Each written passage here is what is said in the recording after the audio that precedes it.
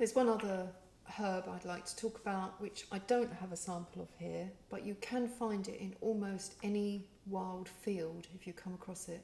It's now not the season for it, but its name is chamomile. And chamomile you can find in a rough piece of field or land, not usually a ploughed field, but usually a normal field, a dry field.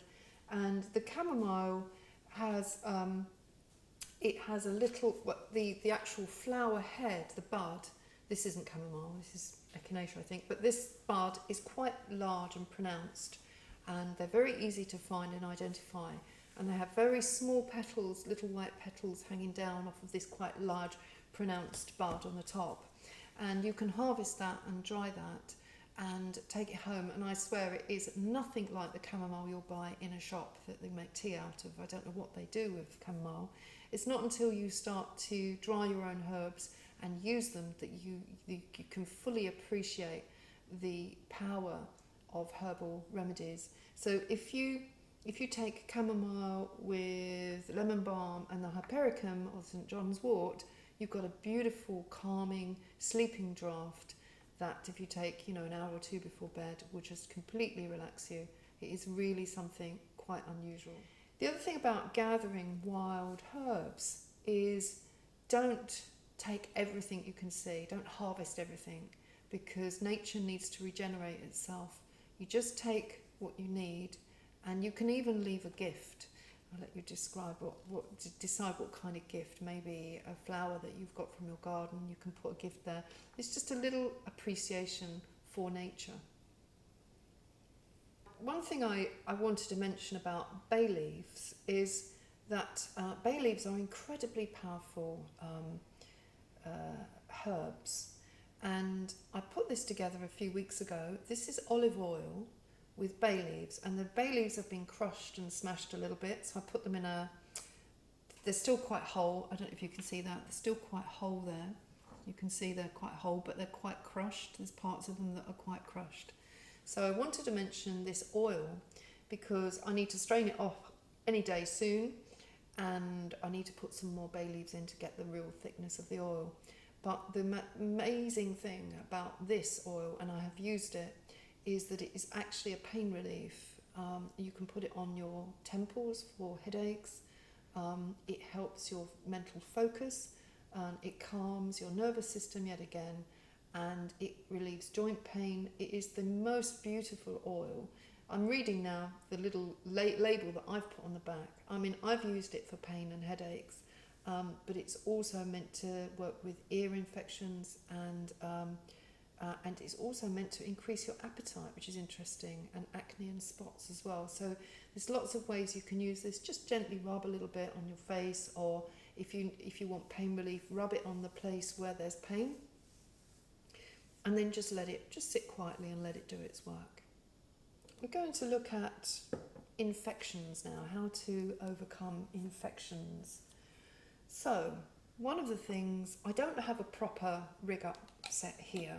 I don't have the whole thing, but I'm going to show you, because if you just want to know in about a minute and a half how to do this, then you'll learn very quickly by watching this. So this is my colloidal silver kit, or ionic silver. There's different ways of making silver, but I'm going to show you one of the most, excuse the noise, one of the most simple ways to make a silver solution that literally knocks out everything, even from manufactured diseases. So this is amazing. So you can see here what I've got here. It's from a cat. It's just a piece of card, and the reason I've got this card is because I want to lay it on the top. What I will do is I'll fill this jar with distilled water. I will take a piece of wire. This is like old wire that you can find anywhere, and I've just removed the sheath off the wire and wound it around these crocodile clips, and these crocodile clips you can get from most electronic stores, and I just put them through the card like this. Very simple. Put them through the card, and on these cards I've actually managed to buy 2 silver ingots, and you can see they're a bit tarnished, but these silver ingots are better than the wire. I did have some wire, I don't know where it's gone, but I did buy some wire. It's got to be as pure a silver as you can make, 99%, not the 925, that's an alloy. And you literally clip it to your crocodile clips like this, and you fill this up with distilled water.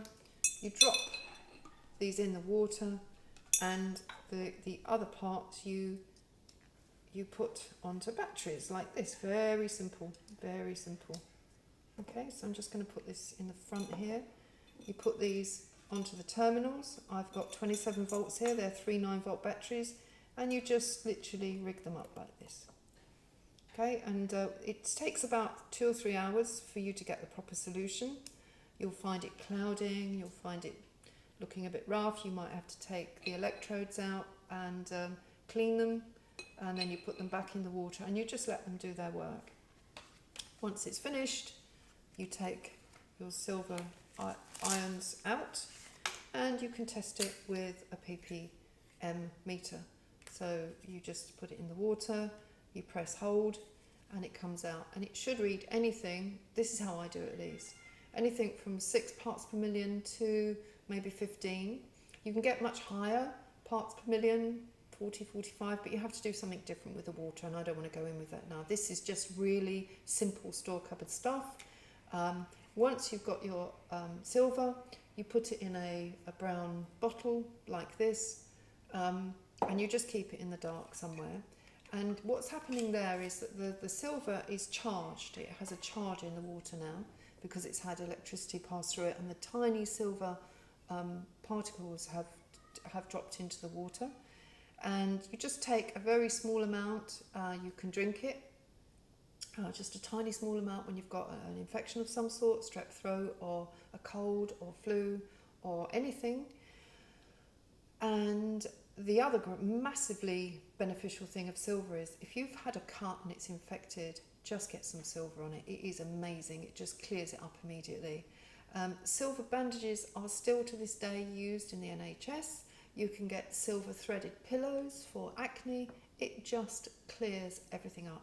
Why this isn't the first go-to medicine of the medical profession, I do know, but on the other hand, I don't know, if you know what I mean. So it is amazing. So this kills everything. 500 and something known pathogens are killed by colloidal silver. So my witchy friends, remember, I'm only sharing what I'm learning, and I'm not a qualified medical practitioner. Do seek medical advice from a registered practitioner, and do not rely on my research alone. I hope you enjoy learning with me, and I'll see you in the next video.